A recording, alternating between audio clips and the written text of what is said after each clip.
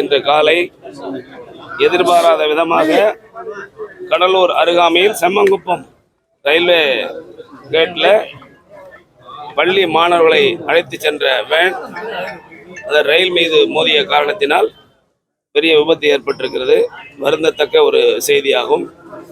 அதில் வண்டியில் போனவங்க 5 பேர், ஒரு டிரைவர் ஒருத்தர், மாணவர்கள் 4 பேர் போனாங்க. அதில் சம்பவ இடத்திலேயே 2 பேர் இறந்திருக்கிறார்கள்.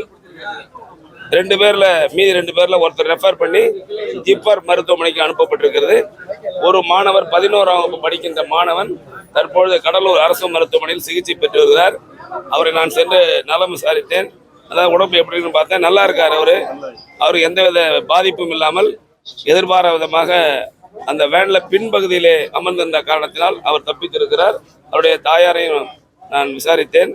கவலைப்பட வேண்டாம், தமிழ்நாட்டுடைய மாண்புமிகு முதலமைச்சர் அவர்கள் செய்தி அறிந்தவுடன் நான் இங்கே வந்திருக்கிறேன். மாண்புமிகு முதலமைச்சர் அவர்கள் என்று தொலைபேசியில் தொடர்பு கொண்டு அங்கு சென்று பாதிக்கப்பட்ட உறவுகளை சந்தித்து ஆறுதல் கூறுவது மட்டுமல்லாமல் அந்த குழந்தைகளை பாதுகாப்பாக உரிய சிகிச்சை அளிக்க வேண்டும் எனவும், அது மேல் சிகிச்சை தேவைப்பட்டால் எந்த மருத்துவமனைக்கு செல்ல வேண்டும் என்றாலும் உடனடியாக அதை நடவடிக்கை எடுக்க வேண்டும் என்று உத்தரவிட்டிருக்கிறார்கள்.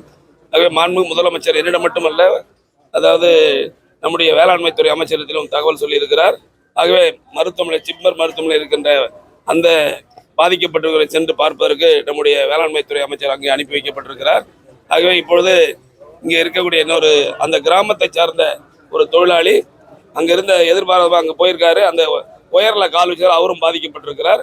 அவரும் மருத்துவமனையில் அனுமதிக்கப்பட்டு உரிய நடவடிக்கை எடுக்கப்பட்டு வருகிறது என்று இறந்து போனவங்க 2 பேர் இறந்திருக்காங்க sir. I can clearly state that 2 பேர் சம்பவ இடத்திலேயே 2 பேர் இறந்திருக்கிறார்கள். மீதி 2 பேர்ல ஒரு மாணவர் ஜிப்மர் மருத்துவமனைக்கு அனுப்பப்பட்டிருக்கிறது.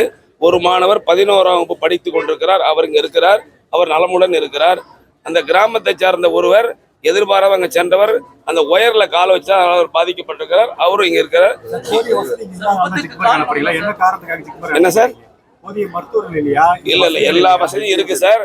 அதாவது ரொம்ப சீரியஸ் கண்டிஷன்ல இருக்கிறதுனால அவங்க விருப்பப்படுறாங்க அங்க போகணும்னு சொன்னாங்க. அதனால அவங்க ரெஃபர் பண்ணி அனுப்பியிருக்கோம். முதல்கட்ட விசாரணையில என்ன தவறு நடந்ததா சொல்றாங்க சார்? ஒவ்வொரு யூகம் சொல்றாங்க. நீங்க என்ன தவறு நடந்ததா சொல்றீங்க சார்? இல்ல சார், நானும் அங்க நேரா பார்க்கல. விசாரணை தெரிய வந்து அதாவது இது சம்பந்தமாக காவல்துறை உரிய நடவடிக்கை எடுத்து விசாரணை மேற்கொண்டுள்ளார்கள். உரிய விசாரணை முடிவுடன் அது உண்மையா என்ன நடந்தது என்பது தெளிவாக முதல்கட்ட விசாரணை என்னன்னு சொன்னாங்கன்னா அந்த யூகத்துக்கெல்லாம் ஒரு முற்றுப்புள்ளி வைக்கலாம். இல்ல சார், அதான் சம்பவம் குறித்து கடலூர் காவல்துறை உரிய நடவடிக்கை மேற்கொண்டு வருகிறார்கள்.